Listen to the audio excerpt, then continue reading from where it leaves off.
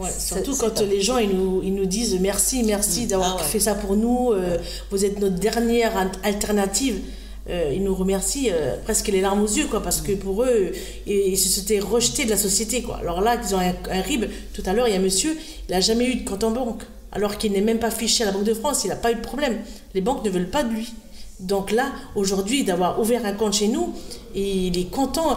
Il me demande d'en imprimer plusieurs parce qu'il veut les donner à tout le monde pour lui. Parce que là, aujourd'hui, il se reconnaît. Voilà.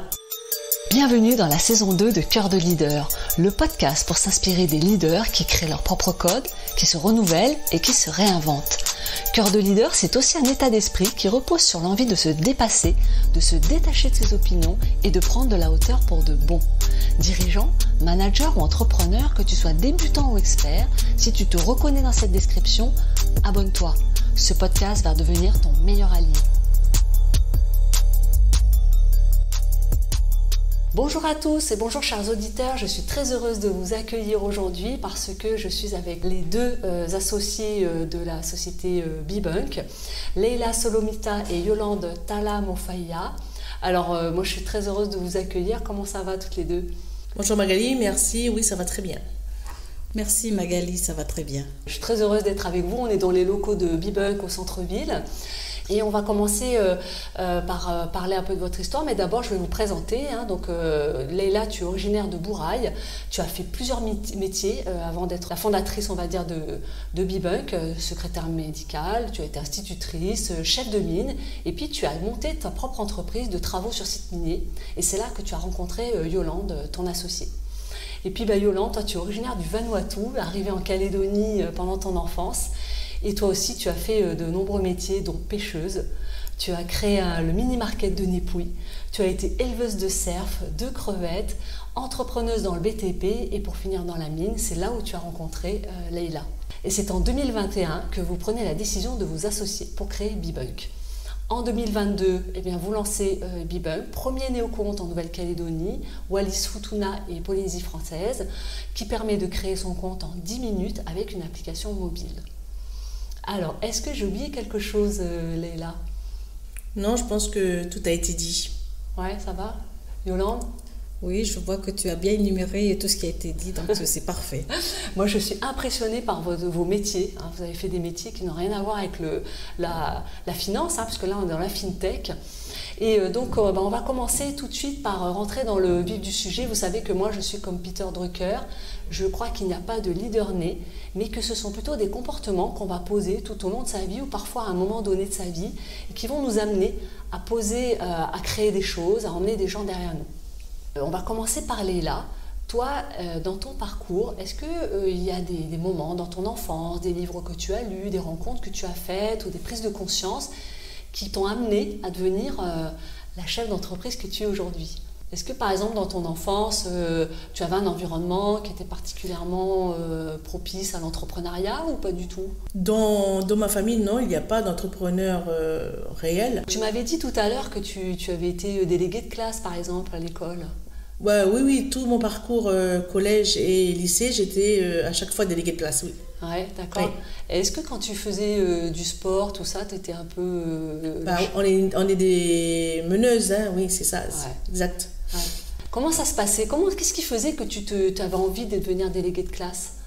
C'est pour pouvoir me défendre, pouvoir défendre les amis, mes camarades. Les camarades, oui. Ouais. Mais c'est faut le dire. Et être plus près d'eux, voilà, tout simplement. Et toi, Yolande, est-ce que dans ton parcours, dans ton enfance, tu avais un environnement familial qui était propice à devenir une leader ou à devenir une meneuse? Moi, c'est simple. Comme mon papa, lui, il était déjà ouvrier à la SLN. Et en parallèle, il avait son petit business, on va dire ça comme ça. Et en grandissant, moi, là-dessus, franchement, j'ai jamais travaillé pour un patron. Et j'ai commencé aussi dans mon parcours, j'ai toujours travaillé à mon compte. Déjà le fait que moi, je viens vraiment du plus bas, je veux dire. Et en évoluant, donc je connais plus ou moins tous les problèmes justement de tous ces petits gens, puisque j'étais moi aussi petit. Donc après, après je me suis donné des objectifs. Hein. Moi aussi, il y a plein de choses qui m'ont plu, puis que je voudrais être aussi, puis arriver autant que ceux qui sont tout en haut. Donc c'est comme ça dans mon parcours que je me suis donné les moyens aussi. Hein. Leïla, toi, dans ton parcours, tu as commencé dans le social parce que tu avais fait des études là-dedans, puis tu aimais bien le social, mais finalement, tu as fini dans la mine avant même de monter Bibunk. Comment tu t'es rendu compte au fur et à mesure que tu pouvais mener des gens comme ça? En tant que chef de mine sur Poya, parce que j'aimais bien les challenges, je me suis dit pourquoi pas et me mettre à défi. J'avais une centaine de personnes sous mes ordres, surtout des hommes. J'ai remonté le défi et ensuite je me suis dit pourquoi pas monter moi-même la même structure, et c'est pour ça que ensuite j'ai créé ma société sur l'activité minière. Ok. Et ce qui te donnait envie de créer ta société, c'était d'être à ton compte? C'était quoi Oui, la liberté de pouvoir travailler quand j'ai envie, et de pouvoir faire ce que tu veux, quoi. Ok. Et toi, Yolande, du coup, la liberté, c'est aussi une valeur que vous avez en commun, toutes les deux. C'est que tu me disais tout à l'heure que tu t'imaginais pas travailler pour un patron dès que tu as commencé à travailler. C'est ça, oui. Donc, comme je te disais, je m'imagine même pas travailler pour un patron, parce que le fait d'être indépendante, j'ai une liberté déjà au niveau des heures. Je peux travailler librement. Et en même temps, gérer mon travail aussi librement, même mes vacances. Donc tout ça fait que j'ai pris cette habitude-là. Et est-ce que dans ton parcours, est-ce qu'il y a eu des moments où tu t'es rendu compte que tu pouvais mener des gens, que tu avais de l'ascendant sur les gens et que tu étais le leader? Déjà, un truc qui m'a vraiment fait plaisir, c'est que quand je te disais que j'étais commerçante. Ça, c'est vraiment un projet que j'ai amené de zéro jusqu'à la production. Donc ça, franchement, je suis fière de ce projet, parce que je me suis rendu compte que j'étais capable de faire quelque chose de sensé, quoi. Et ça, pour moi, j'ai des points. C'est des points que j'ai obtenus comme ça, et je me suis dit, si je suis capable de faire ça, c'est que je suis capable aussi de faire autre chose. Donc voilà, c'est pourquoi après je me suis lancée sur autre chose. Et après, tu as lancé du coup une société dans la mine, et c'est comme ça qu'avec Leïla, vous vous êtes rencontrés? Oui, tout à fait. Donc là-dessus, avec mon conjoint, on s'est dit, d'abord on était rentré dans le BTP, donc on a créé notre société dans le BTP. De là, on s'est orienté sur une société de mine. C'est comme ça qu'on a pu se rencontrer avec Leïla. Donc vous étiez concurrentes ou pas vraiment? Moi je pense que le marché c'est pour tout le monde, hein. Et puis c'est assez grand justement qu'on puisse se distribuer les parts de travail. Donc pour moi ça ne dérange rien. À partir du moment que chacun puisse faire son travail intelligemment et surtout bien le faire, je pense qu'il y a de la place pour tout le monde. Enfin moi ça c'est ma façon de voir les choses. Et toi Leïla, comment tu... Non, je ne pense pas qu'on était concurrents, on se complétait. Alors, à partir de cette période-là, toi, Leïla, tu as pris conscience de certaines choses par rapport aux salariés qui travaillent dans ton entreprise? C'est ça. Moi, j'ai constaté que j'avais beaucoup de salariés qui n'avaient pas de compte en banque, et c'était pour moi injuste que les personnes devaient recevoir un chèque à la fin du mois pour aller le casser chez le commerçant de proximité en échange de commissions et d'espèces pour régler ses factures. Donc, c'est pour ça que j'ai créé le projet Bibunk. Donc là, on voit ta fibre sociale qui remonte, là. C'est ça, oui. De vouloir aider.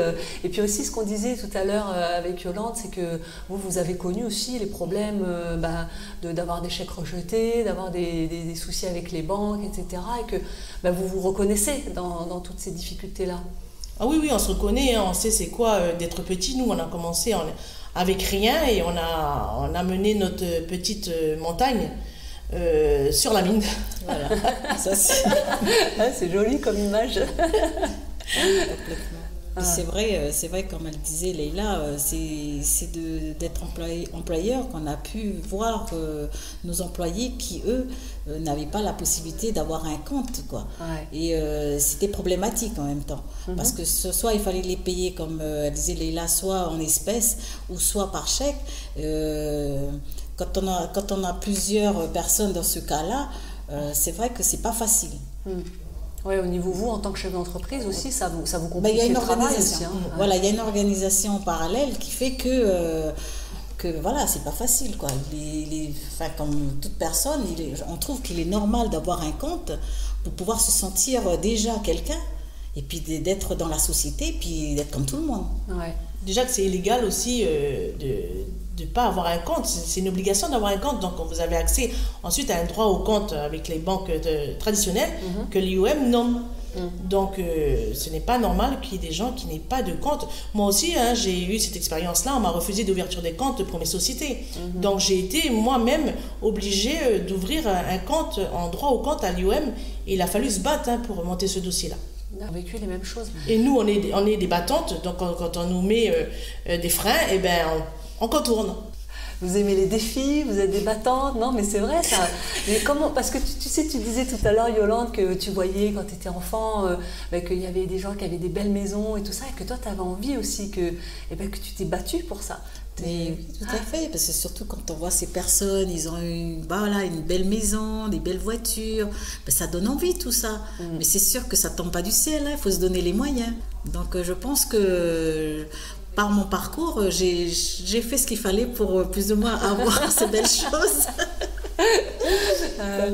Non mais c'est vraiment bien. Moi je trouve que dans vos parcours, vous mettiez en valeur vos ambitions et les valeurs que vous avez vous. C'est-à-dire c'est cette combinaison-là. Et puis ce souci, cette envie d'être dans des défis, de relever des challenges, de dire non mais je vais quand même y arriver même si au départ c'était pas pour moi. Je pense que ça va intéresser beaucoup de gens qui vont vous écouter, qui vont se sentir inspirés.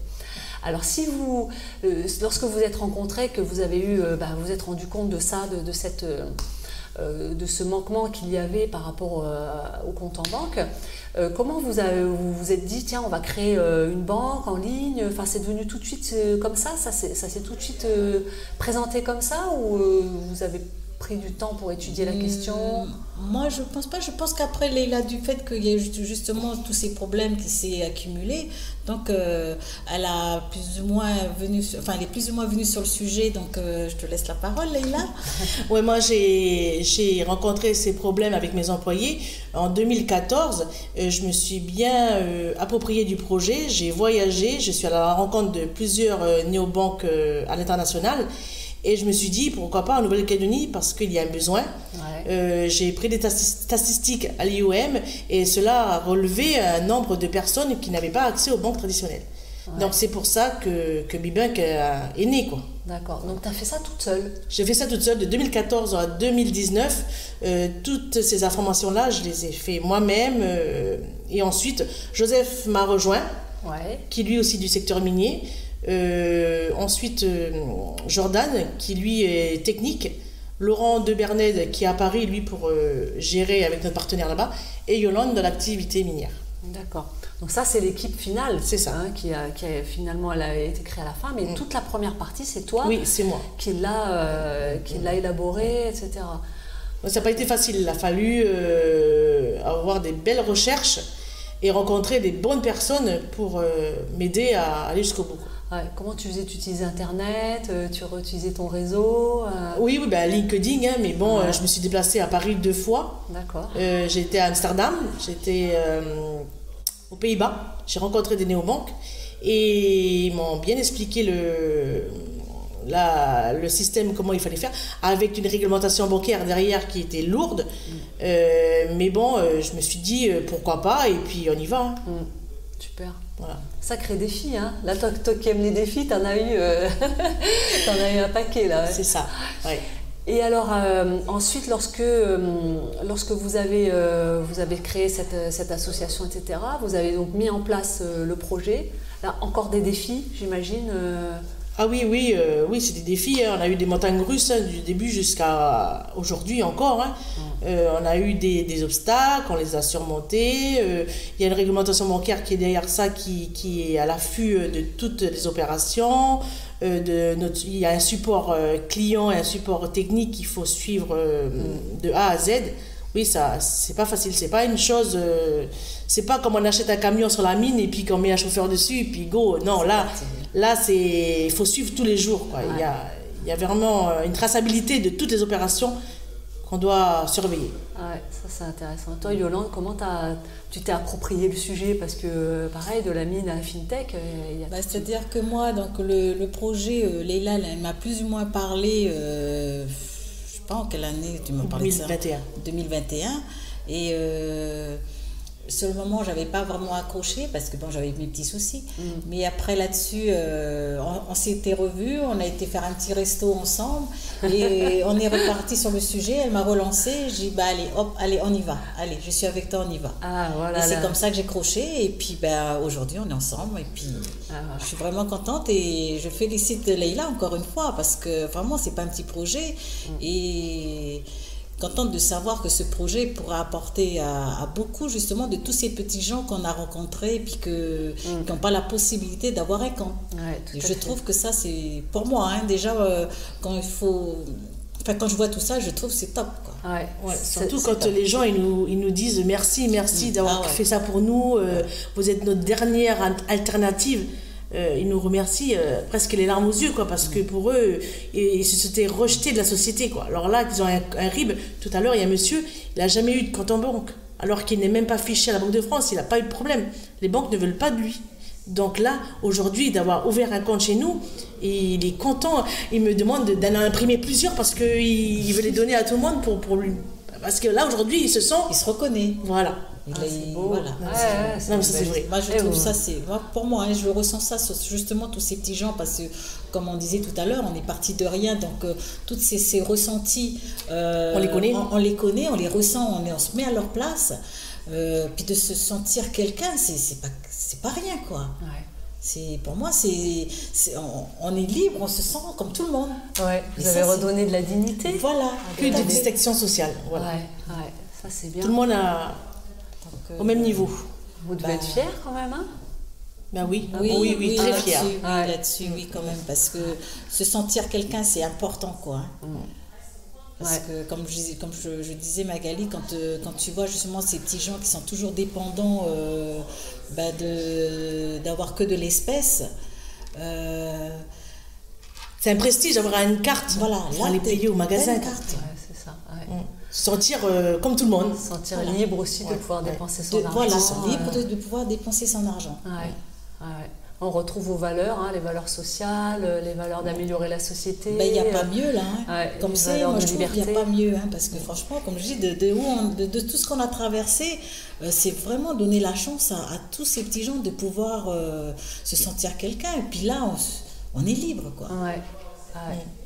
Merci beaucoup pour ce partage. Alors, est-ce que vous donneriez des conseils à des personnes qui veulent se lancer dans un business ou dans un projet? Qu'est-ce que vous leur donneriez comme conseil? Qu'il ne faut pas avoir peur. Tomber, c'est rien, on se relève. Super. Moi, j'ai toujours apporté tous ces personnes qui se cachent derrière quelque chose en disant que non, on ne peut pas parce qu'on n'a pas été à l'école ou parce que on n'a pas des parents qui sont assez posés. Mais je dis, mais ça n'a pas d'importance. Ou parce qu'on est même au niveau de la couleur. Mais j'ai dit, mais ça n'a pas d'importance. Tu peux être noir, jaune ou peu importe. Quand tu veux quelque chose, il faut juste te donner l'objectif de dire je veux arriver à ça, vas-y, fonce. Et j'ai toujours, moi, dans mon truc, j'ai toujours apporté ce truc-là à toutes ces personnes qui ont besoin de se retrouver, parce que des fois, il faut les aiguiller pour dire, non, attends, c'est pas parce que tu es jaune ou tu es vert, non, tu as envie de faire, donne-toi les moyens, vas-y, fais-le. Tu peux arriver autant bien que n'importe qui. Ok. C'est bien, de belles paroles. Bon, je vous remercie beaucoup, Leïla et Yolande, d'avoir participé à cette interview. Je pense que ça aura beaucoup de valeur pour tous nos auditeurs. Et puis, nous, on se retrouve la semaine prochaine. Merci, Magali. Merci, Magali.